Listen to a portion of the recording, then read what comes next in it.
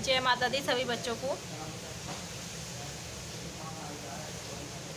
मैंने उस दिन लाइव में आके आपको ये सब बताया था कि माँ सप्तशती देवी को आप घर में विराजमान करें, लाएं, पुस्तक के रूप में लाएं, पर वो पुस्तक नहीं है, वो स्वयं माँ विराजमान है। तो उस दिन मैंने आपको सिर्फ इतना ही बता के छोड़ा था कि आप घर में लाकर विराजमान करें, और उसकी पूजा की विधि भी आपको बताई थी, और ये भी कहा था कि मैं आगे आपको आके बताऊँगी कि कैसे कैसे उसमें क्या उसका महत्व है, क्या उसी कैसे विधि क्या है उसकी पढ़ने की। ये सब मैंने आपको बताया था कि मैं आपको बताऊंगी अगली वीडियो में आकर। तो मैं आपको ये रिकॉर्डिंग करके वीडियो इससे डाल रही हूँ जिससे ताकि आप ईज़िली उसे सुन सकें, ठीक है। तो मैं आपको बताती हूँ कि इसमें माँ का क्या महत्व है, सप्तशती देवी का। माँ जो सप्तशती की पुस्तक है वो स्वयं माँ उसमें विराजमान है, और माँ ने स्वयं कहा है उसमें कि जो सप्तशती का घर में पाठ रोजाना करते हैं उनके घर में माँ स्वयं विराजमान रहती हैं, साक्षात माँ विराजमान होती हैं, और अपना आशीर्वाद हमेशा उस बच्चे पर, उस परिवार पर और आगे आने वाली पीढ़ियों तक, एक ही पीढ़ी पर नहीं, सभी पीढ़ियों पर जो आगे आने वाली पीढ़ियाँ होती हैं, पीढ़ी दर पीढ़ी, उन पर माँ का आशीर्वाद हमेशा बना रहता है।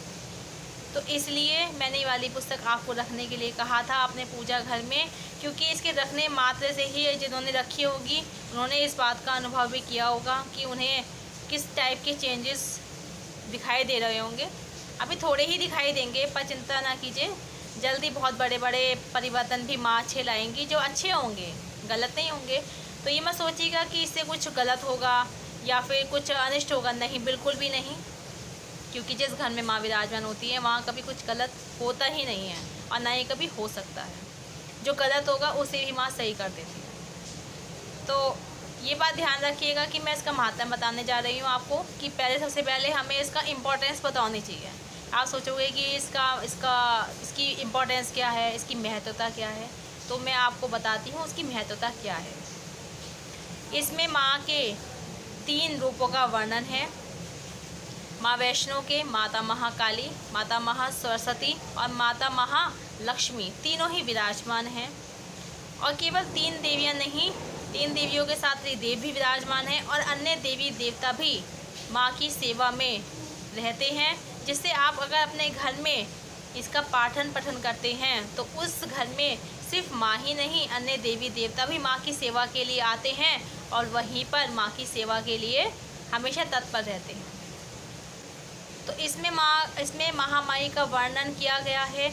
माँ अभय दान देती हैं, और जो हम जैसे दान करते हैं, पुण्य करते हैं और जाप करते हैं, और अन्य सेवा जो माँ की होती है, जैसे ज्योत की सेवा होती है, माँ की पूजा आरती होती है, वंदना होती है, और जैसे आप अन्य कोई भी दान धर्म करते हैं तो उसकी एक, जैसे कहते हैं कि टाइम लिमिट होती है, जैसे आप करोगे तो आगे आपको उसका फल मिलता जाएगा। लेकिन अगर आप इसका पाठ करेंगे तो इस पाठ की इतनी महत्वता है जो भगवान भोलेनाथ ने बताई है इसमें स्वयं, जो मैं आपको आगे बताऊंगी कि इसमें कैसे कैसे इसका वर्णन किया जाता है, कैसे कैसे इसका वर्णन किया जाता है, कैसे कैसे बाबा भोलेनाथ ने इसमें वर्णन किया है कि ये कितना फलदायी रहता है। तो ये सब मैं आपको बताऊंगी, पर अभी पहले मैं आपको ये बताती हूँ कि इसमें महत्वता क्या है। भोले बाबा ने स्वयं इसमें कहा है कि माँ सप्तशती देवी का पाठन पठन जो करते हैं रोज़, उसने इतना पुण्य प्राप्त होता है जिसका कभी समाप्ति नहीं होती है, जिसका कभी अंत नहीं है।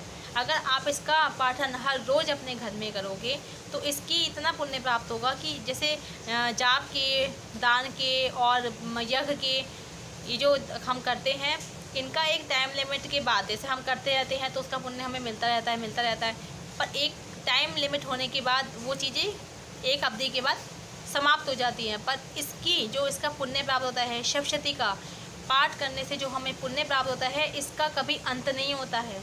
वो हमें आगे आने वाली पीढ़ी दर पीढ़ी वो उसका फल प्राप्त करती है। इसकी विशेषता ये भी है एक। और इसमें माँ स्वयं विराजमान है। तो ये माँ ने स्वयं इसमें कहा है कि जिस घर में इसका पाठ हर रोज़ होता है वहाँ मैं कभी छोड़ के जाती ही नहीं हूँ, क्योंकि माँ को सप्तशती का पाठ इतना अत्यंत प्रिय है, क्योंकि इसे माँ के सभी रूपों का वर्णन किया गया है। जो रूप हमने कभी कल्पना में भी नहीं सोचे होंगे वो रूप माँ ने इसमें लिए हैं, और सभी रूपों में सभी देव शक्तियों ने भी यहाँ पर अपने उन रूपों का वर्णन किया है जो वहाँ पर स्त्री रूप में आकर माँ की सहायता के लिए प्रकट हुई थी। वो सभी मैं आपको बताऊंगी, पहले एक एक स्टेप बाय स्टेप एक एक करके। तो आज मैंने आपको माँ का इसमें महत्व बताई है। इसमें जो भी आपके घर में गृह क्लेश चल रहे हैं, जो भी कोई बड़ी विपदा है, जैसे किसी के काम नहीं बन रहे हैं, किसी के घर में शादी नहीं हो रही है, बच्चे नहीं हो रहे हैं, गृह क्लेश रहता है, मनमुटाव रहता है, घर में किसी की आपस में बनती नहीं है, तरक्की नहीं हो रही है, घर लेना चाहते हैं वो नहीं हो पा रहा है, बहुत सारे काम होते हैं जो हमारे अटके रहते हैं और जो हम सोचते हैं पता नहीं क्यों नहीं हो रहे हैं। चलो हम एक काम करते हैं, ये वाला उपाय करते हैं, हो जाएगा। उपाय करोगे आपके, ऐसी बात नहीं है काम नहीं होंगे, ज़रूर होंगे, पर एक जैसे कहते हैं ना एक समय अवधि होती है हर चीज़ की, वो भी जब पूरी होगी तो कहीं ना कहीं वो काम दोबारा से आपके कोई ना कोई और दूसरा काम आके खड़ा हो जाएगा कि ये वाला काम तो बन गया।